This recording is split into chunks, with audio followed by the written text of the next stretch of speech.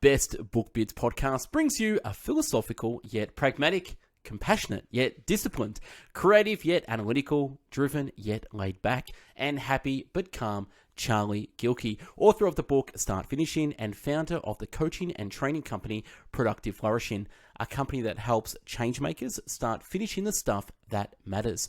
Charlie, thanks for being on the show.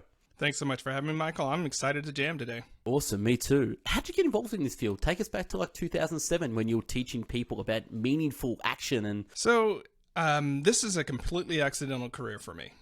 Prior to starting Productive Flourishing, I was simultaneously completing my PhD in philosophy. So I'm a social philosopher and ethicist by training.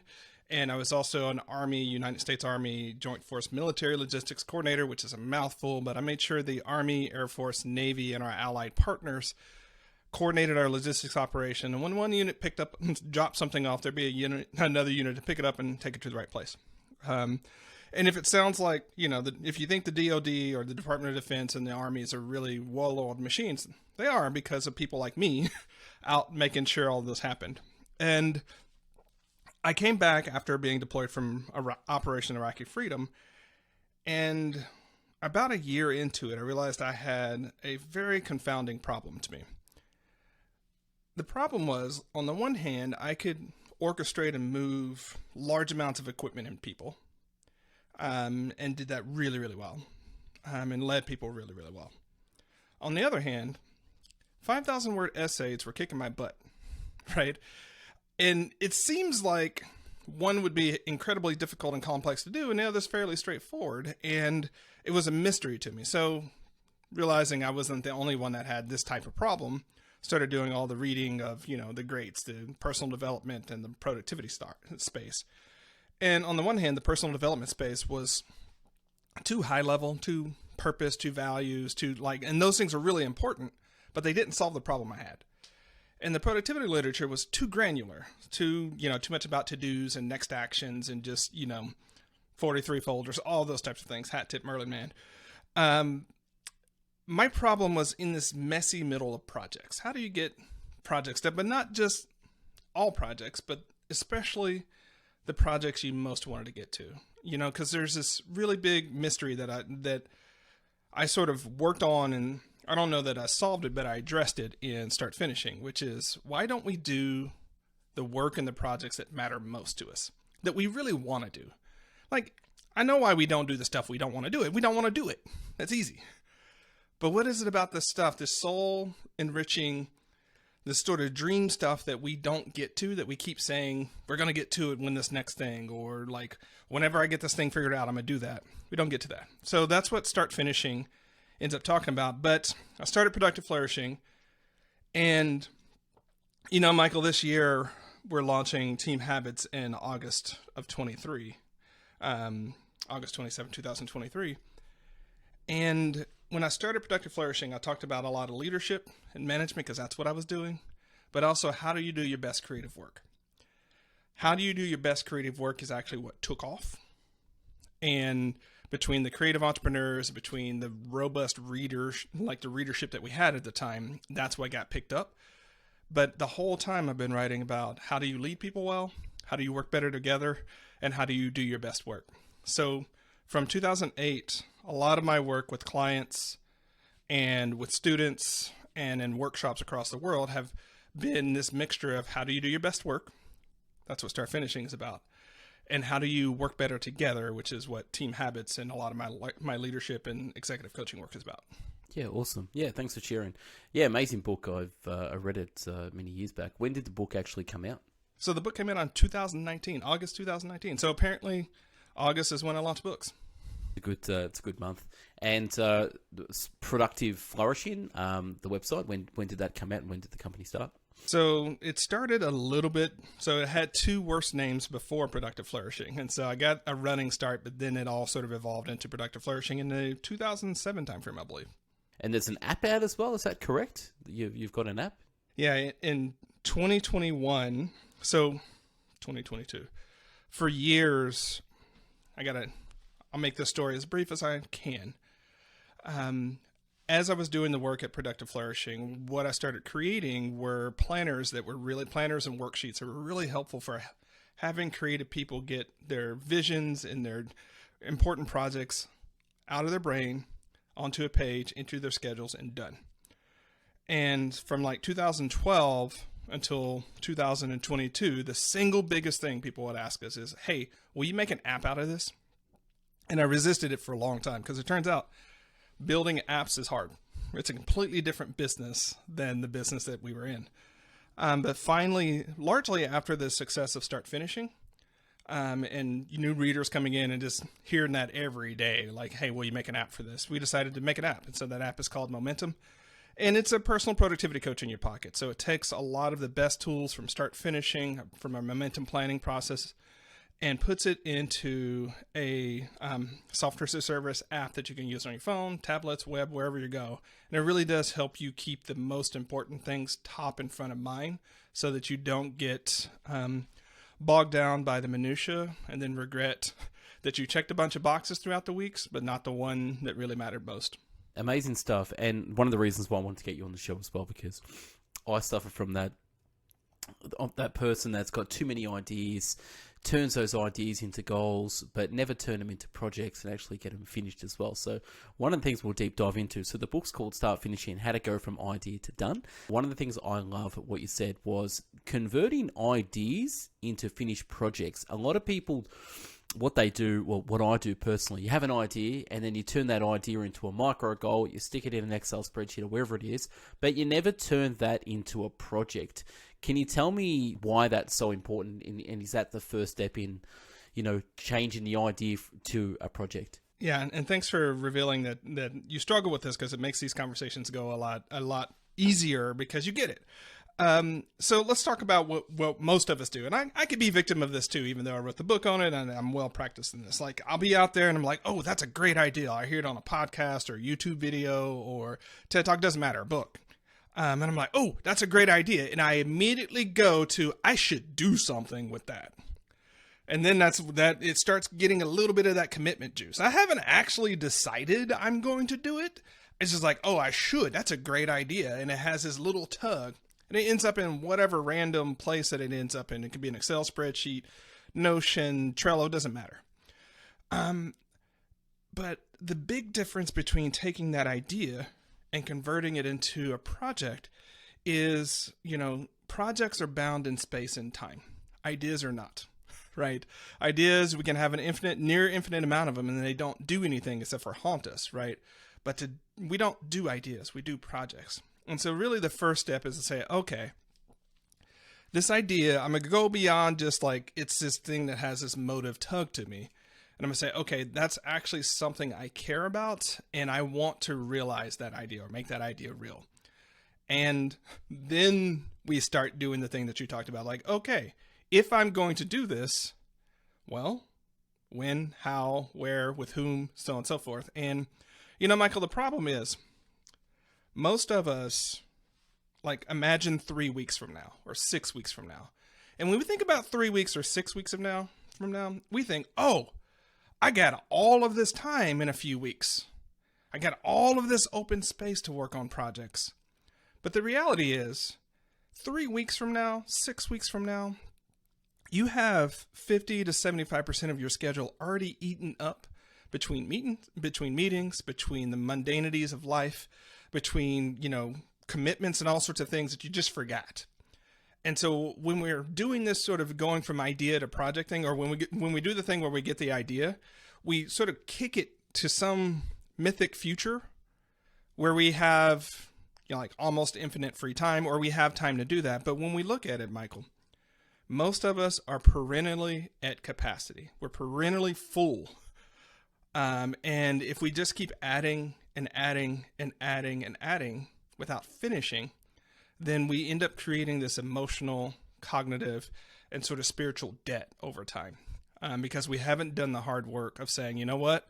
A lot of things I am not going to do. I'm not going to get to it. And also, I got to ship some of these things that I've been sitting on in sort of that 90% stage and do the brave work of getting it out there in the world.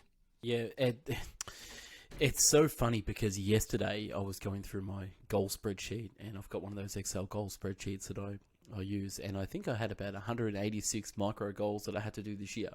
And I've had the last 3 months off. And when I say off, I've been home doing podcasting, had plenty of time, but filling in the time with low value activities and never actually shipping products and projects and getting things done. So what I did yesterday, I moved everything and culled things, and I just said, okay, what's 5 things I could do this year to ship and get done that I have been consistently year after year been pushing off or just get to that next level. And they're not big things, but they're things I just have to do. And when I do that 5, I can grab another 5 from the other pile as well. The problem is we get into a state of we want to do so much, but then we get into a state of overwhelm that we never actually finish projects. And we have all this, like, imagine a builder going from site to site to site and doing these foundations, but never actually going back and finishing. They would be out of a job really quickly as well. So thank you for expanding on that. It's such a great idea as well. In the start of the book, you talk about clearing the decks for your best work as well. And that someday can be today as well. Can you advise people where to start? As I just said, I culled my list down to 5. Where would you tell people to start, and what's the first thing they should do? So I talk a lot about the 5 projects rule. It's a little bit later in the book, right? But it really takes the idea that you just talked about and said, look, the real rule is no more than 5 active projects per time horizon. So I'll need to unpack that to make it make sense, because the 5 projects rule is a great prioritizing and triaging framework, but it also helps make sure you don't overplan. And it also makes sure that you're sort of thinking about the right scale and scope of an idea at a time. All right, so I'll unpack it by starting with the per time horizon. So by time horizon, I mean, most of us intuitively can know the difference between something that's going to take us 20 minutes versus 2 hours versus a day versus a week versus a month versus a quarter versus a year. We have an intuitive sort of, grasp on that. Most of us are terrible at time management, though, right? Like, we don't know whether something's going to take us 16 minutes or 24 minutes. We don't know whether it's going to take us 2 days or 5 days. Like, we're really bad when we start thinking about time, not so much when we start thinking about space. So part of the trick here, Michael, is, and you already did it, you said for the year, that fixes the time horizon. What are the 5, I would say, year-sized projects that you're going to do this year?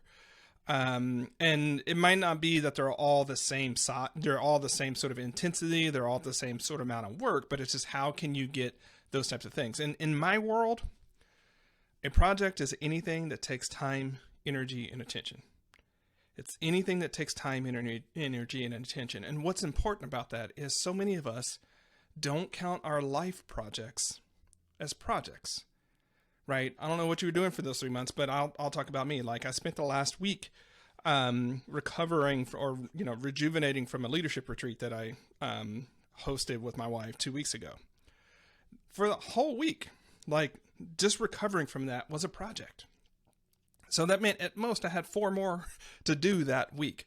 But what we often do, Michael, is we sort of cram in a bunch of our work and career and economic goals. And then our life just sort of gets this sort of sandwich in between. Or our life blows up on us and we don't know what to do about all the work. So it's all the projects. So cleaning out that closet, getting married, getting divorced, having kids, working on the backyard, going on that great road trip for the summer, whatever. Those all count as projects too for that time horizon. This is where people, Michael, will come after me. Because when you really take it seriously, you realize you don't have as much time and capacity as you think you do, right? But what I always want to push back is, are you getting all that other stuff done? Or is it just load that you're carrying and that's weighing you down and making you feel bad about yourself? And if you're not going to get it done one way or the other, I'd rather us grapple with that at the beginning and make hard but compassionate choices than to continually feel like we can't get right and can't get where we're trying to go. Absolutely. And one quote that comes to me, Tony Robbins' quote, and he says, we overestimate what we can do. We underestimate what we can do in 10 years, but we overestimate what we can do in 1 year. And so many people try to cram life into 1 year, but life is made up of, not just days, weeks, hours, minutes, seconds, but decades. And, all of a sudden you're in your 30s and your late 30s, or I'm in my 40s. Oh God, like, things happen just, and they take, things take twice as long as you think they do. So if you understand that, you can push things out into the next decade, the next 5 years. You don't have to do everything now as well. And I think this gets back to what you talk about on getting to your best work on what you want to do right now, because we can't do everything. So one of the things that you said is basically unpack your backpack of priorities and things that you're carrying around. So that when you were talking, exactly what I said before, I was carrying around dead weight on dead goals and things that I thought I have to do. And I'm like, you know what? I really don't need to do that. Yes, I want to do it, but is it really going to move the needle forward? Is it something I want to do right now? Probably not. Saying no to others is saying yes to you. So one of the biggest issues I had was saying yes to so many projects, and that was another state of overwhelm as well. What I was doing in that 3 months, I was doing a lot of podcasting, reading a lot of books as well. So it's a lot of me stuff, which was great, but not necessarily economic producing activities, which is fine as well. One of the things I want to talk about, you touched on it, you talked about an air sandwich. So I'll read it. Imagine your life as if it were 2 slices of bread. Your vision, mission, and purpose, and big goals composed the top slice of the bread. Your day-to-day reality is the bottom slice of the bread. For many people, there's a big gap in between the two, leading to an air sandwich. I'll just quickly go over. The air sandwich is filled with the 5 challenges that keep you from doing your best work: competing priorities, head trash, no realistic plan, too few resources, and poor team alignment. Do you want to jam on an air sandwich? I love that concept, by the way. Yeah, thanks for that. So, it's an air sandwich, but the air in it is illusory, because we think that there's a bunch of distance between them, but the 5 challenges you mentioned are actually what live in there. And as I'm working with people on doing their best work, inevitably we have to start talking about those challenges. My go-tos for this with Michael are competing priorities and head trash. Competing priorities and head trash. So I'll talk about head trash because competing priorities is pretty straightforward, but I'll loop back around to it. Head trash are just those limiting beliefs, the social stories, like the things you tell yourself that, what that math teacher told you in the 3rd grade about you being terrible at math, family of origin stuff. It's just that whole morass of stuff that we tell ourselves that keep us from being able to commit to what matters most, to prioritize ourselves, to hold boundaries, to, do all those types of things. And so, most people don't cognize, they don't consciously think about all the head trash that's there, that's keeping them from making decisions, that keeping them from really picking themselves and going forward.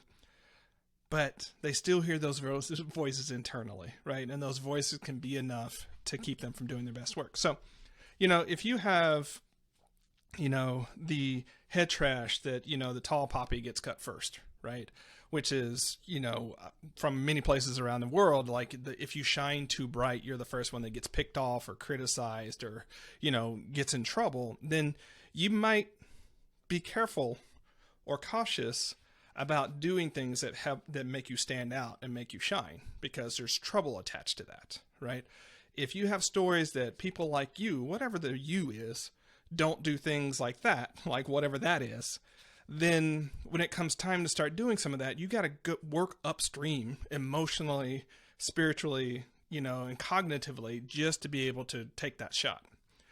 So head trash is a huge issue for a lot of people, especially women and people of color. Now, competing priorities comes in there because a lot of times people don't want to actually acknowledge their real priorities.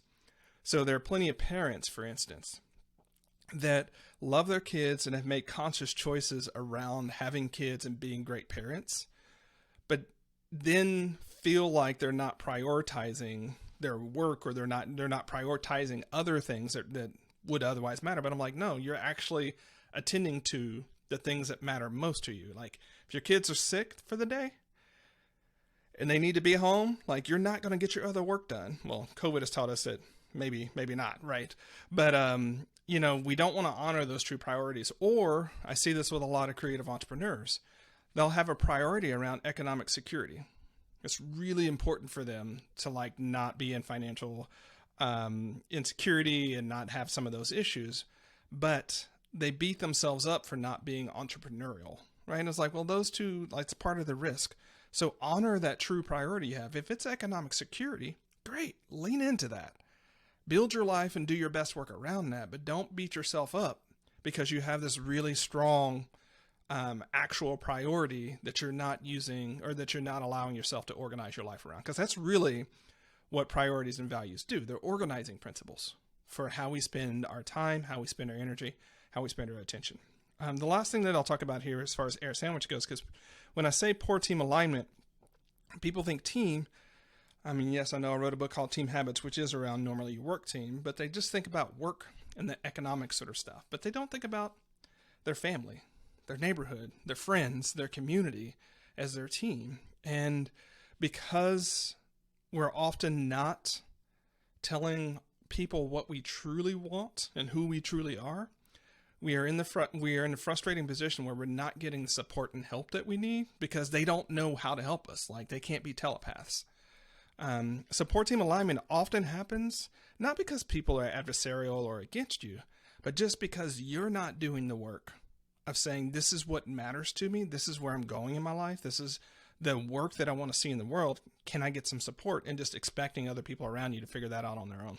So funny we have to juggle all those 5 things in the air sandwich. I'd like to add a number 6 to there as well, and this is something that I've been working with lately as well. State and energy. Like, at the end of the day, if you're not in the right state to do the work, or you don't have the right energy, or you're hungover, you've been eating too much and you're full and you're tired, and if you don't have the right energy, you're not going to get your best work done as well. So it's managing state as well. I've just been experimenting with, I had 14 months off of alcohol and it was great. And then I thought, you know what, we'll get back into it and we'll see how that goes as well. Turns out, not that great. So one of the things I forgot was, like, it takes away your energy. You feel lethargic. Priorities, depression starts kicking in, or just that small mental, I don't really need to do stuff. So getting into your best state and getting your body right and make sure you're accessing that energy not only helps with getting things done, but it actually just helps doing things as well. So that's my number 6 as well, just energy and state. Just wanted to add. I would slide that into too few resources for what it's worth, but you can add a 6 too. So energy is a resource, but calling things out like that work for you are fantastic, because calling it out makes it salient, and making it salient makes you sort of pay attention to it more, and you might get what you're trying to do on that one. So yeah, absolutely. Energy and state are incredibly important. Yeah, and people need to experiment with doing dumb things to realize how dumb they are in their life. So what I mean by that, if you healthy and then you start experimenting by eating unhealthy food and doing unhealthy things, you're going to see how, that slides into your life pretty negatively and affects all areas. And then doing the opposite stuff as well. What if you exercised every day, lift weights? What if you ate really healthy, got enough sleep, and then just watch your energy level? So experiment with your own, energy. And this is going to help you get things done and prioritize your life. Where is my most energy? Is it in the morning, at night? Where do I prioritize? Which we'll get into later as well, in terms of how do you actually plan out your day as well. Another thing you mentioned, you talk about there are 5 keys to doing your best work, and I'll let you jump into it, which is intention, awareness, boundaries, courage, and discipline. Can you expand on the 5 keys to doing your best work? Yeah, so it's a mnemonic. So IABCD. IABCD. Intentions, awareness, boundaries, courage, and discipline. Intentions are really being conscious and aware of where you're trying to go, and not living life on drift mode. Right, and saying, here's what I intend. And, you can say, here's just set goals for yourself, but I want it to be more broad than that. Where are you casting your gaze? Where are you aiming your energy, right? Awareness is just really much like you said, Michael, when you decided to get off alcohol, it was an awareness test for you. Like, what happens to me, right? What doesn't? And being aware of those changes in states and moods and energy is incredibly important. And going all the way back to, Socrates and the first rule being of know thyself, right? Every spiritual and religious tradition has some version of that, right? Self-awareness and awareness of self is just critical. Otherwise, you just sort of run through life, again, on drift mode, or not being able to change things and being stuck in that loop where you do the same thing and expect a different outcome. Boundaries. I've added a lot about boundaries. I have to be briefer here, but we know how challenging boundaries can be. Most people think about boundaries as negative boundaries, meaning keeping things out. But I also want people to think about boundaries as pulling things in, and using boundaries to crowd out the good, crowd out the bad stuff. So I'll come back around here in just a second with that. Courage and discipline. I think we have far too many hyper smart sort of whiz kids that don't have enough courage and heart. The world needs more courage right now, right? We don't need more smart people. We don't need, and I'm one of those folks, right? Got the degrees, got all those things going on. And I realize the importance of high intelligence. But when it comes to doing your best work and building the world that you want to live in, that's not just all sort of Tony Stark smarts, right? That's a lot of courage and heart and making those hard calls. I'll pause here. Most of the time when I'm doing workshops, I can say, hey, think about some project that matters to you. Think about something that's super important. 2 questions. Question 1. What's the smartest next move? Question 2. What's the most courageous next step? When I ask that, a lot of people will pull out the, pro-con charts, and they'll do all the sorts of things on that first question, and they'll come up with a bunch of ideas. Most people immediately know what the most courageous next step is. Here's the trick, Michael. The smartest move is often the most courageous next step. So if you're listening to this, listener, think about something that truly matters to you, and you really want to move forward to it. What's that courageous next step that you just haven't taken yet? And what would happen if you just organize your energy and took that step? Because you know what? No matter what type of plan you try to build, no matter how much you run around, you're probably going to have to come back to that hard thing, that courageous act anyways. So why not today? This is part of, to answer your question 2 ago, was like, how do you start prioritizing? Well, sometimes it's just saying, you know what, today I'm going to make that hard choice, or I'm going to start the next courageous small thing. And it might be scheduling the meeting to have the hard conversation. Last one is discipline. There's so much in the productivity space about discipline, but I just want to say, what if discipline was just your intentions on autopilot? What if it wasn't about punishing yourself? What if it wasn't about some of those? And I think, people shy away from discipline because we have so many frameworks and ideas that it's about punishing and self-abnegation, when really building discipline is just like putting that glove on that helps you handle the world with grace and protect yourself and do what matters most. So discipline doesn't have to be like super hard, capital D, for it to have space. So your habits, your routines, all those types of things fall into discipline. One thing that struck me many years ago, when back to ideas, projects, and goals, was half of people's goals are things that they can buy. So it's not really a goal, it's more of a purchase. So I want this house, I want this, I want that. Where if someone gave them $10 million, they could really knock off half their to-do list in a day, because they're just purchases, they're not real goals as well. So when you realize there's some goals or things or projects that you have to spend time and energy, and there's others that is just a purchase. And if they're just a purchase, put them in the order of purchasing. So for example, if one of your goals is to create a business or to create a product and to make X, Y, and Z, if you focused all your energy on that particular project and made that business successful, half your other projects or goals will be completed because they're just a purchase.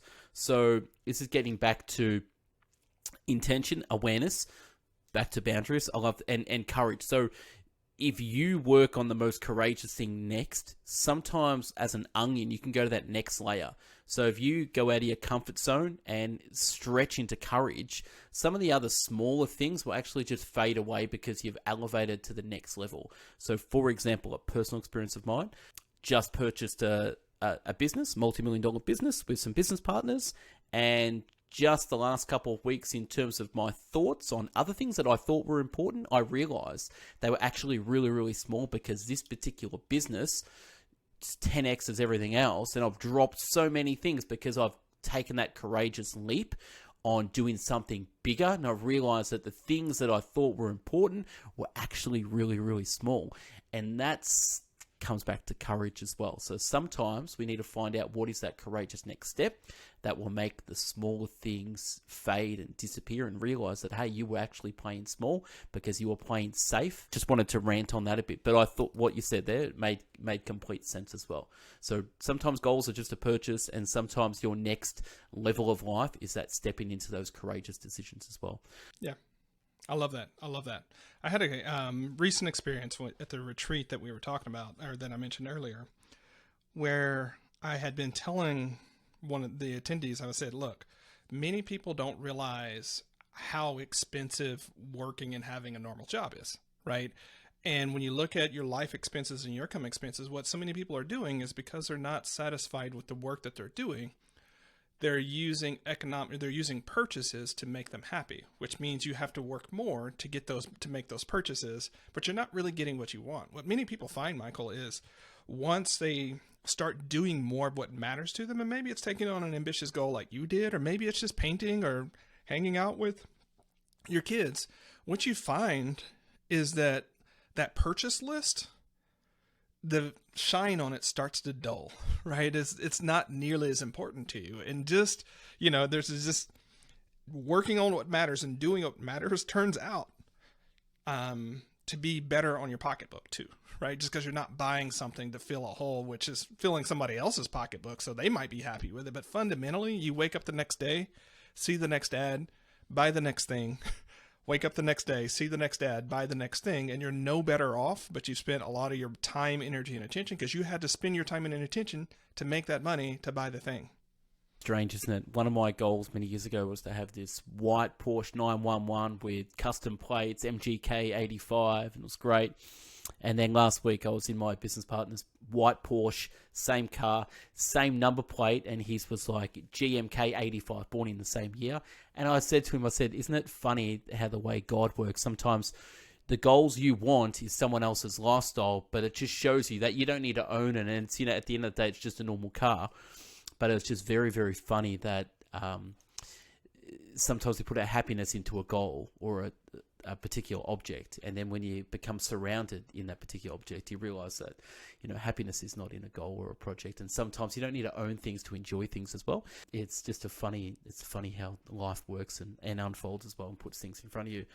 Getting back to one of the things you talk in the book, which I love, you talk about we're actually made to slay dragons. Can you talk about slaying dragons and how for hundreds of thousands of years, using our creativity, grit, imagination, and cooperative spirit, we're actually made to do shit? We are. I mean, when you look at it, humans, we are a really frail species, right? We don't have claws. We don't have bites. We're not super strong. And yet we are, for better or worse, apex predators on this planet, right? We are made to individually, collectively do hard things that we're not equipped for, right? We are fundamentally not equipped for the world that we live in. And yet here we are, talking, halfway around the world on technology and all those types of things. And so I think, my main point talking about slaying dragons, and if you don't want to use, a violent military metaphor, I love that. Like, make it work for you. But my point there is we are made to do hard things, and we are a resilient species. I happened to start reading Sapiens when COVID started, so I wrote Start Finishing before COVID, right? And there's a story there, but it's the perfect example of us coming together as a people and as individuals and doing something that's never been done before. We've never had a global pandemic on this scale. Now, the reason I say that is because when we really look at a lot of those projects that matter most, we don't do them because we're scared, right? But the thing about it is, we are made to do hard things, and I want more people to run towards their fears, right? Not the physically unsafe ones. Don't go jumping off cliffs, please, unless you have a parachute and hang glider, then do you, right? But I don't want us to use fear and resistance as a signal that maybe we're doing the wrong work. Maybe you're doing exactly the right thing, because when we look at it, Michael, like no one has a pseudo existential crisis about taking the trash out or doing the laundry or anything like that. A lot of mundane stuff like we don't really care about. We don't care as much, right? So it's not that important to us. But when we look at some of the bigger choices, buying a business, getting married, having kids, going on a worldwide trip, selling your home and moving wherever, right? There's a lot of fears attached to those. And so I want to remind people, and granted I have military experience, I have a lot of experience in my life that has just reminded me how resilient, adaptable, capable, and tenacious we humans can be. And we were built to do hard things, great things. We are also built, I have to say this, to relax and chill and to be with the people we love. Both can be true, right? Both can be true, but we're made for this, man. And just to add on that as well, one thing that we forget we can do, we can actually stop, drop, change, move, adapt, pivot, get help, give up, quit, try something else. Like, you've got choice, and that's the beautiful thing about it. People think that we get stuck in these loops and we can't just escape from the loop and open the door and jump into another one as well. So you've got choice, and a lot of people don't activate that choice, and they think life happens to them, but really life happens because you choose. You talk about planning your project and converting your idea into a project. Let's talk about SMART goals. So someone's got an idea, they want to put it into a project. One of the things you form is to talk about a book. So I want to do a book, great, but you want to complete a book on history of cappuccino by the end of 2019. That's a SMART goal. So can you break down planning your project? Yeah, so SMART goals, like, there's a well-worn and actually quite useful one that managers use and used in a lot of corporate spaces. So that one is a little bit different than the one that I'm going to share here. This one is more for personal goals and projects that really matter. So SMART's an acronym, so simple, meaningful, that's one of the things that's different. Actionable, realistic, and trackable, right? So not necessarily, time tested. So really where I want to dial in is on that meaningful bit and the simple bit, because I think we choose complex projects that aren't really meaningful for us and then wonder why they don't go forward on us. I'm making an equivocation here. Usually when I say goal and project, I'll sort of smush them two together, because an idea is a project is an idea with a goal attached to it, right? And so you can't have one without the other in a lot of ways. So what it does is help us, again, go from that ethereal idea of, I want to write a book. Well, what kind of book? When? How long is it going to take? Like, do you have the resources? Going back to no realistic plan. So usually what I'll say here is, if you have, sort of jump ahead in the book, there's a super trick here, right? If you really want to make a shorthand to make a SMART goal, is to use a verb noun construct, So you take the noun book and you put a verb in front of it, write book. It's the smallest atomic sort of goal you can have. But when you look, I know that sounds obvious, but when you look at a lot of people's to-do list, if you've done this long enough, you'll just see a bunch of nouns. Book, trip, right? Home, right? You'll just see just a list of nouns with no verbs in front of them, right? And the verbs do so much work for you. In the book, I list the 37 different verbs that tell you what size the project is, because it turns out in the English language, we have certain words that sort of hint at how large that project might be, right? So like, call Michael, we know that's a task, right? It's not going to take me forever, right? Publish, it depends on, but like publish book, you're talking some time, right? And just that word alone can tell you a lot about the time, or the trackable, the reality of it, the actionable, and so on and so forth. So the simplest thing you can do, if you take nothing from this when it comes to setting smarter goals, use a verb noun contrast and a verb noun construct. Get nouns out of your to-do list. Get nouns out of Asana, because like, if you just look at that, and you're like, the noun being best book bits. Is that grow best book books? Am I going to be on vet books? Like, what is this, right? And we have to remember, when you set goals today, someone else is going to look at that goal in the future. And it could be a teammate, but it might also be a future version of you that has no idea what the hell you were talking about 3 months ago, right? So if you just have that noun there, that version of you has to go back and be like, what was that? Did I do the thing? Did I not do the thing? And then you spend so much time just trying to figure out what the idea and the action step was, where you could just be leaving yourself better breadcrumbs so that you can pick up that idea like, be on the Best Book Bits, podcast. Okay, I know what I need to do at least, right? And you reach out to Michael about that. Verb noun construct will save so much of your sanity, because it tells you what you need to do to what.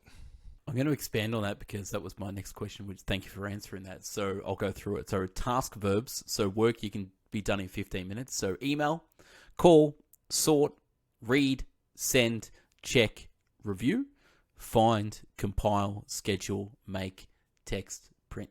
Love it. And it's funny, those words that they do mean like short time, like it's something that can be done within 15 minutes. And then number 2, so weak size project verbs. So research, need to decide on, collaborate with, create, plan, design, analyze and evaluate, coordinate, promote, edit, and apply. Weeks. And then the number 1, quarter or month size projects. So with the verbs rework, develop, strategize, launch, ship, build, publish, kick off, move, and reallocate. After this call, I'm going to go through my goal list and I'm going to add the verb non-constructs to my goals because that makes complete sense as well. Thank you for sharing. That was really cool. Mastering quarter-sized projects is the secret sauce of doing your best work. Why is that? So mastering quarter-sized projects is the secret sauce. Why? Yeah, so something I didn't mention earlier, but now's the time to do it. So when you look at what I call your best work projects, right? Your best work projects, those things are really going to push the needle forward in your life, business, or world. They typically take about 5 years, right? I'm borrowing a little bit of this from Stuart Brand. It's also a little bit of Bill Gates and, Tony Robbins as far as what we can do in the decade. But it's going to take you 5 real years for just that segment. So, Michael, you in this business, depending upon what stage it is, it's 5 years of your life, right? In just this phase of it. And it might be in your pre-scale, it might be in a pre-sale. And going back to what you said earlier about people making decisions and thinking that they're stuck with them forever, here's the grace of it. In 5 years, win, lose, or draw, you're going to be doing something different anyways, right? You're not going to be stuck forever with a project, right? So what you can do is take your age, subtract it from 85, divide by 5. That's about the number of best work projects that you have remaining in your life. A lot of people are like, oh, I did not need to hear that today, Charlie, but there you go. So quarter-sized projects, why they're so important is because when you look at some of those, like especially some of the verbs that you mentioned, so on and so forth, those are those projects that require a level of focus, tenacity, support, stick-to-itness, and acumen to see through. And there's really the quarter-sized projects are what make the difference between people who seem like they're just getting by and people like you see them, you go to the annual conference and they're like, I'm going to do a thing. And you've learned to trust them. And then next year they come back and they're like, I did 4 or 5 things. Well, they've mastered those quarter-sized projects. So a week flies by faster than most of us realize it. And a month does too, right? But a quarter, again, when you look at significant projects, let's just take writing a book. You could write a part of a book. Let's call it you're student a 3-part book. You typically write one of those in a quarter, unless you're James Patterson, and that's a whole nother conversation, right? When you look at, the business work that you're doing, it's going to take about a quarter for you to take a strategic initiative and move forward anywhere with it.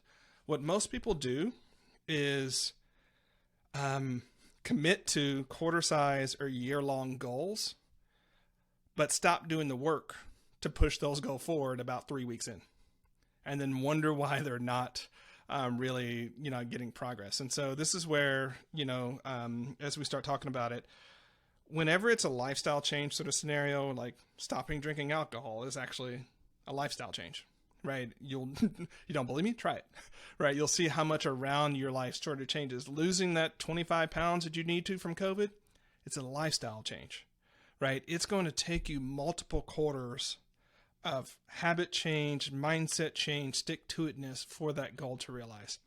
So when I work with people a lot, I have them focus on quarter to quarter to quarter sort of sequencing and building, because it helps them get real about the amount of time, energy, and attention it's going to take, and about what sequence of projects is most likely going to get them to the goal that they're trying to get to. Thanks for expanding on that. Another one you talk about is the 5 project rule, and the weekly perspective is the longest level of perspective that people feel comfortable shaping and planning. At the weekly perspective, there's 4 basic blocks that we can build into our days. So the focus blocks, the 90 to 120 minutes of time when we're especially creative, inspired, able to high level work. We talk about social blocks, admin blocks, and recovery blocks as well. I want to jam a little bit about these weekly blocks and how important they are to structure our week around. Yeah, so those 4 time blocks that we talked about, like you might have tried different versions of time boxing, but they work really, really well for really important projects, because I'll talk about the 2 bookends that people don't think about, the focus blocks and the recovery blocks. So as you mentioned, Michael, focus blocks are the 90 to 120 minute blocks of time that you use focusing on a particular project. Most of us think cerebral projects or economic projects like writing a blog post or something like that, but it could also be cleaning out that closet that you've just for years crammed stuff into. The reason you haven't gotten it finished is because you've actually created, probably 3 to 6 focus block project for yourself to pull all that stuff out, figure out what needs to go where, so on and so forth. So it's not just braining work. It's just the amount of time it takes to get into something, make some progress on it and get out of it.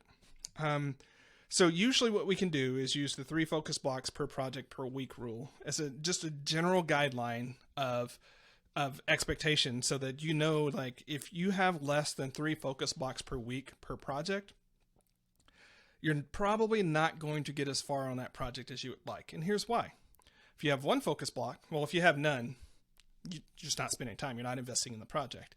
But if you have 1 focus block a week, you'll spend about a third of the focus block just figuring out what you were doing last week and remembering it. You'll do a little bit of work and scoot it forward just a little bit, just in time for you to stop and then be demoralized to have to do it again next week. But if you only have 1 focus block, please use it well. 3 gives you a good cadence and rhythm, and it makes you do some of the prioritization in your life to make that project come to life, right? To just make some of those hard choices. Focus blocks, really, really important. On the backside of that is recovery blocks. And Michael, when I first started doing this work, I just assumed people were scheduling recovery blocks into their schedule. Like, you work for a few hours, you rest for a little bit. You work for the morning, you have lunch. Maybe you do something in the evening. What I learned from doing the coaching, people do not schedule recovery blocks into their week. And much to your point earlier about energy and state, recovery blocks are what help you maintain that good energy in that good state. So if you're depleted, you're overwhelmed, and you're rushing all over the place, you're not going to do your best work. You know it. I know it. Michael knows it. Recovery blocks are those blocks of time that you use to recharge yourself. And of all the time blocks, that's the one that is the least time specific. Because look, you might be one of those people that just need to jump on a trampoline for 15 minutes and it like builds your energy up. Or maybe you need to take a nap, or maybe you need to, play guitar or chase your kids around the house, whatever it is. And the important thing about recovery blocks is it doesn't matter what it is. It's what it does for you. So I have some friends that CrossFit, it's their recovery block. They go and just do the thing, feel recharged and excited and get all their energy back. It's not a recovery block for me. It's a focus block for me. I got to show up with some energy for that and focus and get it done. Whereas reading is a recovery block for me. So it can be. Sometimes it's a focus block. It can be a recovery block, but those same folks with CrossFit, it's like a whole thing for them to sit down and read for that amount of time. So it's very bio-individual. Again, doesn't matter what it is, matters what it does for you. And people resist recovery blocks. I'll hang out here just a second if I can. They resist recovery blocks because of all the other 4 blocks, of all the other 3 blocks. Recovery blocks actually require you to prioritize yourself more than any of the other ones do. It requires you to have that boundary. It requires you to have that discipline. It requires you to have that courage to put yourself and your physical, emotional, and spiritual needs first. And that's part of the reason people aren't doing them, is because it requires that. Yeah, you would think that would just be a natural part of life, like sleeping. Life is made up of maintenance. I had this conversation with a friend the other day. I said, most of our life is just maintenance, from waking up, showering, doing all that stuff as well. But, in between the maintenance, this is where the focus blocks come in. The social blocks come in as well. So really, really good putting that out there as well. And one of the other things you talk about is build projects from GATES. So GATES is an acronym for genius, affinities, talents, expertise, and strengths as well. Why is it important to build projects from GATES? Well, what many people will do is get an idea, going back to what we talked about, is like, an idea, I should do that. And then we'll pick some random way to get that done. Or maybe they'll pick somebody else's way to get it done and end up on hard mode because they're not using their natural strengths. They're not using their natural sort of secret sauce to get it done. So what I encourage people to do is, like, think about it this way. So you have the goal over here. You have the goal or the intention. And then you have your gates, and you list your gates first, right? So your genius, affinities, talents, expertise, and strengths. I know a lot of acronyms today, y'all, but Michael just happened to pick the ones out of the book. And then use your gates to determine the methods, the tactics, and the strategies to achieve those goals. So I'm a writer. Love writing. If I don't write enough, it gets bad. So it's just one of those things I got to do, right? If I try to do something that doesn't require, so it makes sense for me when I'm trying to use a goal to be like, how could I leverage that gate that I have, one of those gates that I have, to get this done? Can I write the sales proposal? Can I do some of those pieces? As you can also tell, Michael, I'm also a talker, right? So if I can get in front of people and have a conversation with them, so on and so forth, then those are really good ways for me to get things done.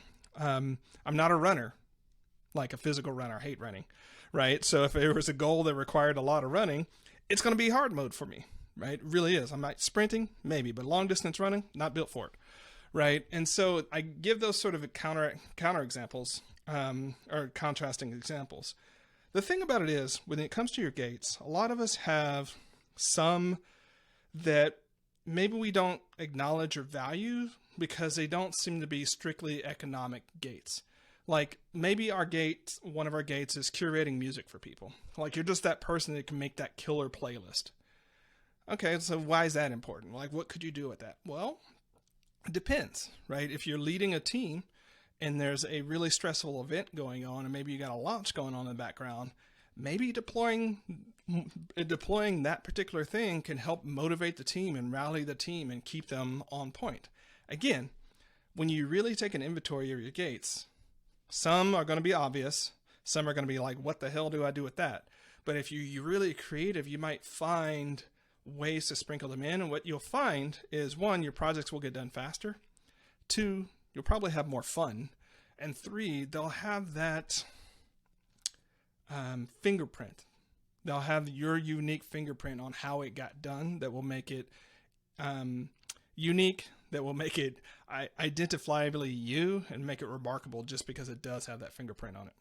Yeah, absolutely. Yeah, I like the last thing you said. Like some things only you can do, and delegating, great, but don't delegate the things that are unique to you. Delegate the things that are just sort of bland and a bit sort of ordinary as well. A couple last things before we wrap up the podcast. You talk about keep flying by accounting for drag points. What are drag points? Yeah, so when aeronautic engineers create planes and sort of design planes, they don't pretend as if drag doesn't exist. Drag just being the force of, the atmosphere pushing against the inertia of the plane, or you know what I mean. They account for it. They're like, look, drag is going to exist. The faster this plane goes, the more we're going to have to do. How can we use drag to lift? Like they build drag into the very process of designing a plane.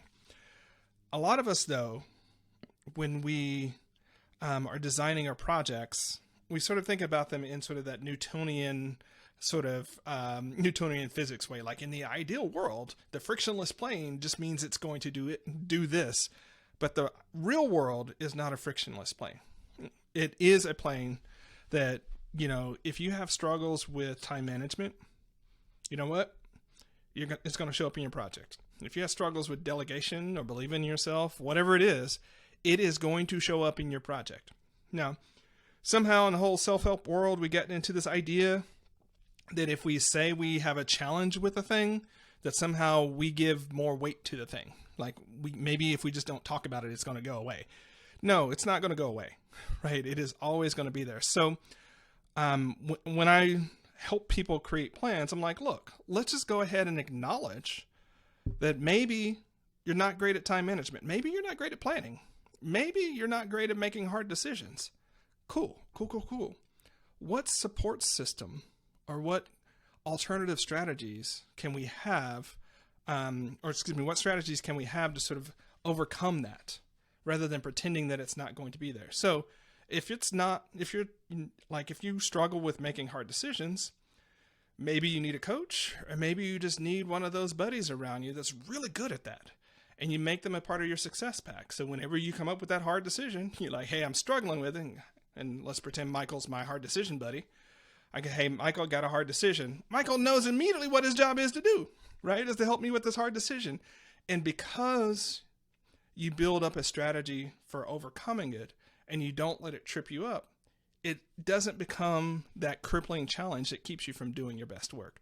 So y'all, if you have a challenge, if you have a struggle, naming it does not make it any stronger, right? Gravity exists whether or not we say gravity exists or not. That's the root. That's the point. But acknowledging that it exists, getting the support you need, really running towards that dragon helps you overcome it and do what matters most. Yeah, absolutely. Just a segue, right? So sometimes people are afraid to jump on the scales because they don't want to know what they weigh, because they know they put on a little bit of weight. But the point of jumping on the scales is a drag point to realize where you're at. And I jumped on scales the other day, and I think I put on a bit of weight, and I was like, geez, okay, time to get into gear. We need to add these scales into our life to measure where we're at according to our goals and projects as well. So drag points aren't a scary thing. They're actually a reality of where you're at as well. Just because we're running over time, I'll skip the other ones, which we're going to talk on working your plan. So weave your project into your schedule. We understand that, you've got to actually make time, the planning, daily planning, weekly planning, monthly planning, quarterly planning, annually planning, how important this is as well. Building momentum of creating the small wins on progress as well that enables us to celebrate big finishes. But the title of the book, I want to talk about finish strong. So finishing the best work to unlock new realities. How important is it to clean up, archive, and trash to make time for the next project easier? So can you just jam on that a little bit? Finishing strong on a project. It's kind of like, what's it called when you do sort of that gravity well loop in science fiction where you like go around the sun and you come back faster, right? It'll come to me in a minute. But cat work, cleanup, archive, and trash work is just that work that clears the decks from the last project that you did and sets you up for success for the next one. Because how many times have you like finished last minute, you got it out the door, and then there's some new thing that you got to do, but you're sort of fighting with the detritus of the last project, and maybe you lost a thing. In fact, that happened today, Michael. Like one of the adapters that I have for my audio interface was still in my bag because we haven't done the cleanup, archive, and trash work for coming back from our trip over the last week. And so I was a few minutes late because I didn't do the cat work between projects. Now we're also not trying to do it all at once. Cleaning up, starting fresh so that you're not fighting against the past, archiving that stuff so that it's not sitting on your brain, and then trashing and just giving yourself permission to let go of stuff that needs to be let go of and not just continuing to pile things up. Now, most people think of the physical stuff, like, you got books, you've got papers, you got all that kind of whatnot. You can think of digital stuff as well. I've been talking more, Michael, about the cleanup, archive, and trash of the emotional work that you need to do too. So all of the sort of stories that you told yourself and all the sort of anxieties about the last project, like what would it be like if you could just say, you know what, that was part of the last project. I don't need to carry that forward with me, right? Archiving it could be really taking time to sit in the gratitude and sit in this sort of celebration that you did something important and sort of archiving that and really building that into it. And trashing is just letting go of some of the stuff, right? Like I screwed up again, or I didn't plan again. Well, okay, right? There are different things you can do to process that. So it's at all levels of your being. How can you clean up, archive, and trash? And really, when you complete a best work project, no matter what it is for you, there's like a project-shaped hole in you because it's been an organizing principle for a year or two. So, we don't talk enough in the realm that we're in of productivity about post-accomplishment depression. So I'm going to take a minute to talk about it, right? Olympic athletes, authors, musicians, high-performing entrepreneurs, once you complete a thing and you have that thing, there's often a real or mini depression that follows that. And partially it's because you lose that anchor to the world that you had for a while, right? You don't really know what you do with yourself. Like, parents who have kids who have left the nest also have a version of that too. Like, what do? You've spent 18 years or 22 or however long really helping these kids become adults and get out the door. There's a piece of you gone and you don't know what to do with it. So the time in between, the real finishing of a project is creating that space for you to adjust to the project being gone, to the world that's changed, so that you can move forward into the next one with better insights because you've done your action review, a better sense of confidence because you've really ingrained that, and just the clarity of what matters most next. We typically, and when I'm working with clients on this, and they fight me tooth and nail, but I'm like, look, we need a week or two. Like, if you've been really working on a project for 6 months or a year, you need a week or two just of cat time, of celebrating, to run a victory lap, to, catch up with all the people that you put off while you're finishing this thing up, and reorient to yourself before you just jump into the next thing. Very, very important to take a moment to celebrate the victories as well before you jump on to the next victory as well. That's why in sports they have seasons, and that's why they have a break as well. Wrapping up, so amazing book. Just talking about your next one, Team Habits. What's it about, and when's that coming out? So Team Habits comes out in August 27th, 2023. And what Team Habits talks about is really how to work better together. And instead of work better together as a team, instead of trying to change people and really going the high, vision, values sort of perspective, what it does is something far more mundane, but far more powerful. And it helps, it guides you to focus on your team's habits in the ways that you work together. So your habits around meetings, your habits around communication, your habits around collaboration and goal setting, your habits around belonging, your habits around personal effectiveness, and how you do that as a team.